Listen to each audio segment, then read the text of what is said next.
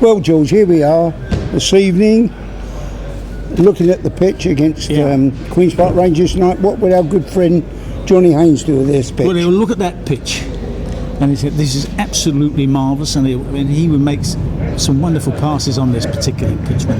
Yeah, that was his asset, George. If anything, he didn't score enough goals for such a good striker of the ball. No, I think that was one of those things with Johnny. I mean, we've seen him score goals, haven't we?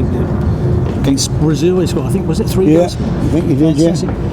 But you're quite right. Well, maybe he just thought he was a provider, being a midfield player. Yes. The idea of midfield players is to set the other up. The attackers up. Yeah, but anyway, he would love this pitch. Yeah, I'm sure he noticed the difference in the ground surrounds and all, George. Oh, I think so, yeah. You know, appropriately, we got the Johnny Haynes stand right opposite us. Yeah. We spoke about how good friend and great player he was. Yeah. What kind of a fellow was he off the field? Oh, he was a tremendous guy off the pitch. Very generous with his friends, you know. And I know we've had one or two set twos, Johnny and I, in the past, during the games. He is, after the game is finished, it's all over, it's all finished. Let's go for a drink, you know. And he wouldn't even mention it, you know. But let's face it, he was one of the greatest foot-to-ball footballers this country's ever produced. And his timing of his pass, his strength of his pass, and direction was absolutely amazing. The good thing, George, he had a good knowledge of the game, as well as a good reader. He got pictures in his head no other players could get. Great vision. He knew his vision was unbelievable. Yeah. Left or right footed, he could pass it. Sure. But the other thing, of course, he's always had time. His first touch was absolutely terrific. Always gives you the odds against the defender, and he knew where he wanted to put it as soon as he got it. He knew instinctively, he had figured this out in his mind, he'd lay it off or he'd play it back, whichever. He would always know what to do with the ball, which is wonderful.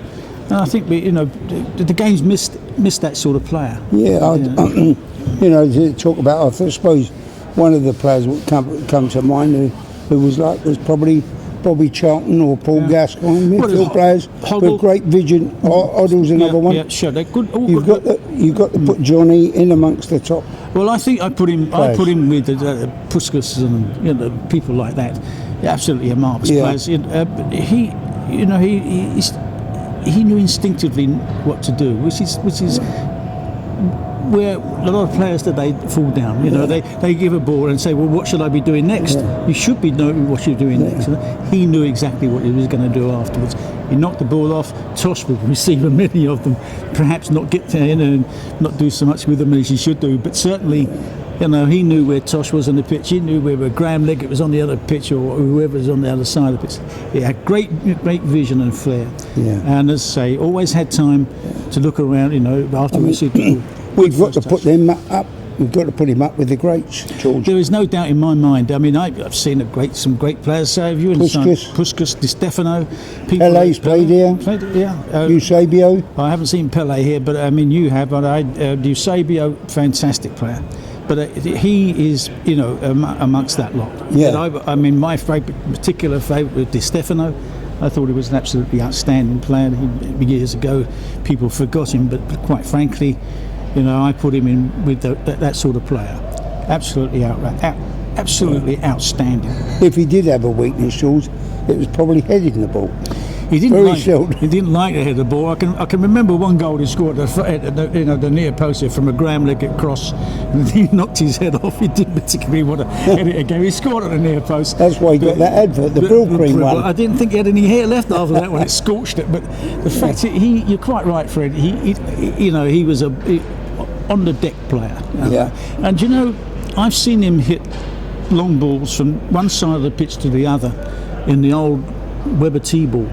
The old leather ball, it probably weighed 14 to 16 ounces when it kicked off, and twice as much by the time it finished playing.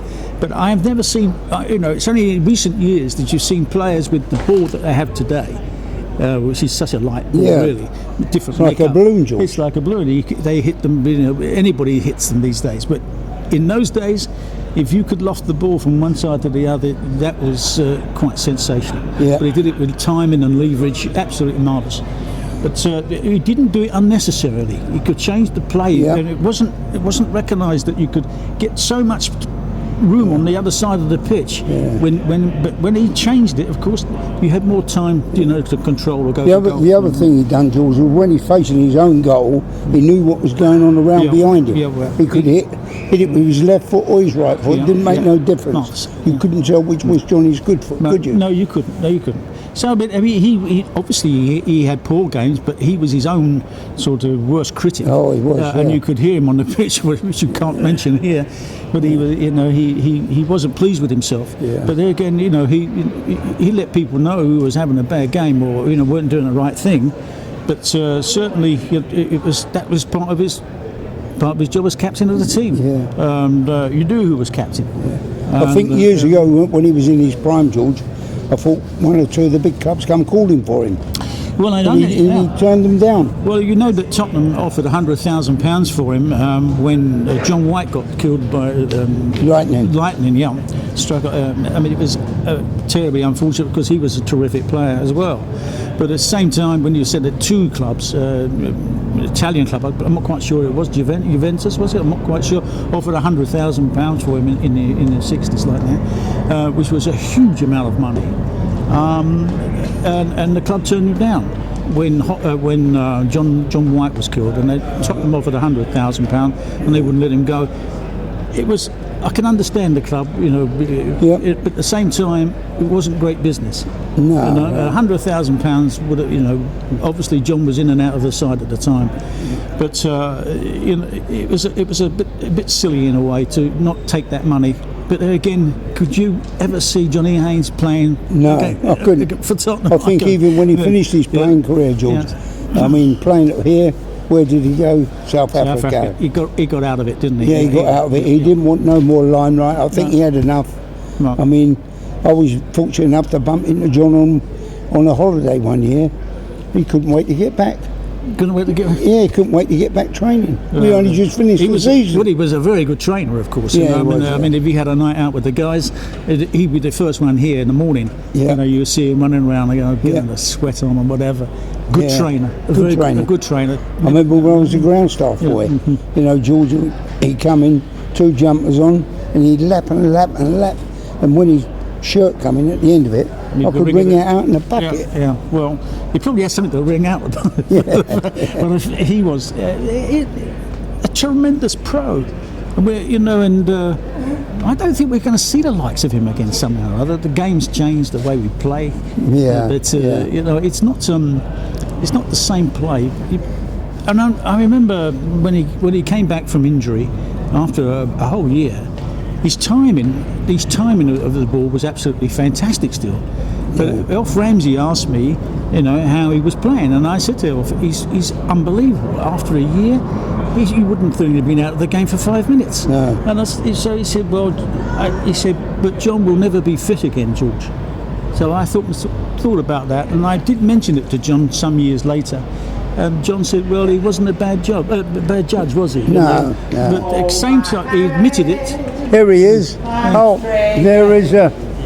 Here we are. Somebody's having a strain there. I've had a run down here and I'm knackered.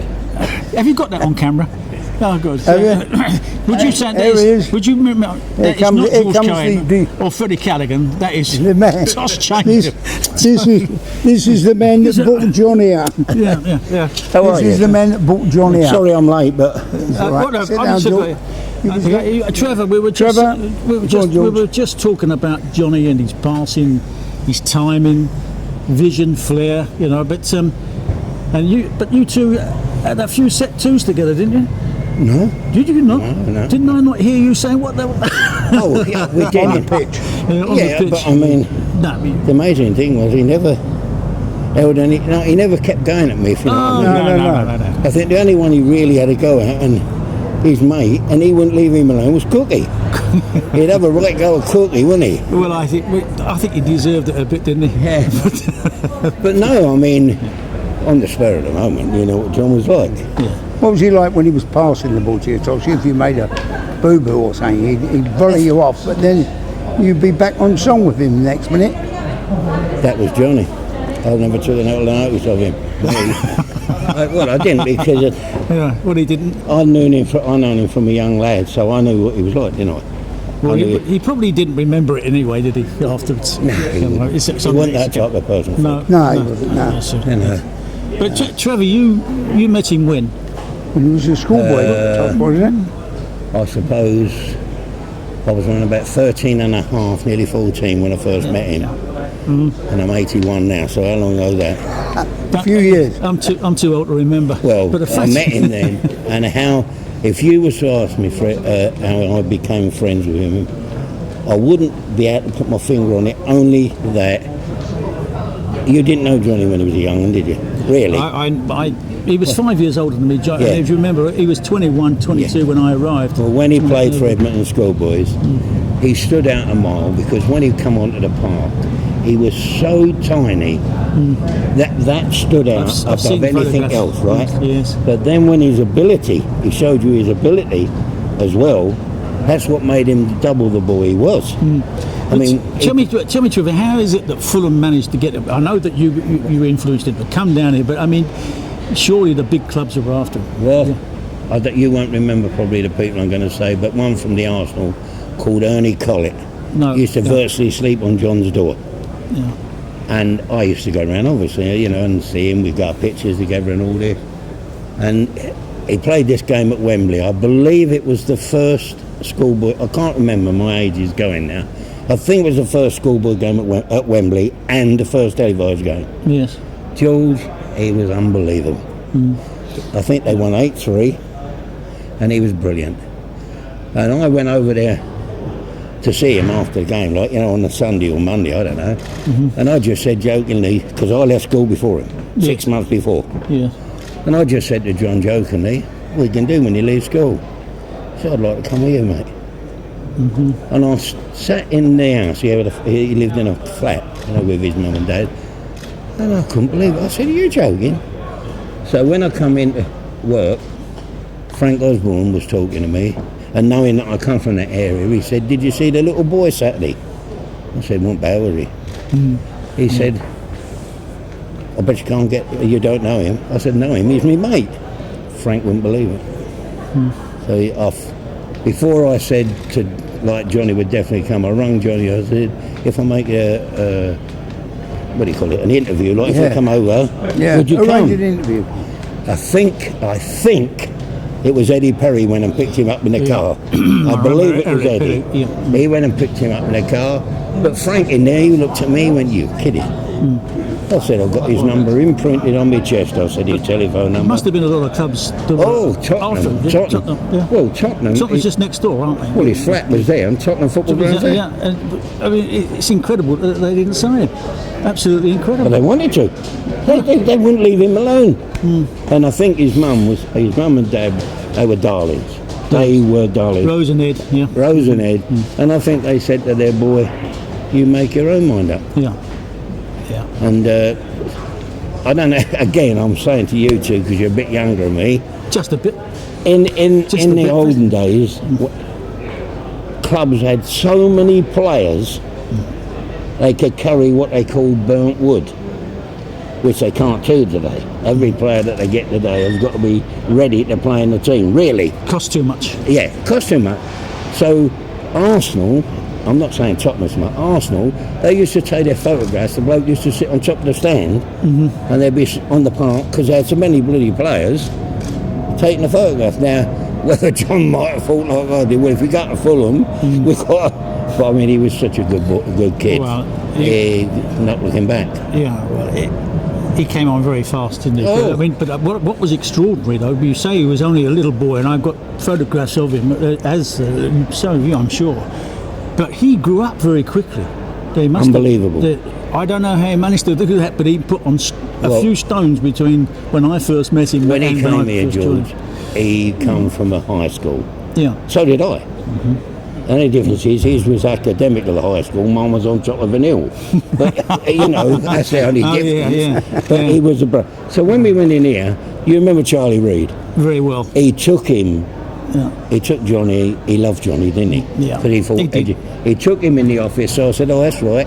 You go in the office, we're out there freezing our gobs off. It wasn't on the sweeping ground terraces. stuff. It wasn't on the ground stuff. No, that's it. And then we used to go. They used to have meals of steak and Christ knows what. And within about a year and a half, 2 years, He's been knocking on the door the first thing. oh, Well, they did that to me, you know, the Hey. club. They sent me down with our old friend Ken Craggs down to a cafe run by one of the players' wives, Joe Stapleton's wife, yes, and a steak, you know. Yeah. I mean, Trevor, we were introduced to steak in those days, weren't we? I mean, let's face it, wasn't around too much, was it? I'll tell you what I used to love with John when he first got in the side, like everybody else had to watch the ordinary menu. Johnny a la carte. A la carte, yeah. Sit with me, darling. He says, I'll order the meal. A la carte. I never used to. You was on the table dope, and I He used to say to me, what do you fancy? I said, well, scam, isn't it? They're round, boy. And the others were putting their menu up. Johnny says,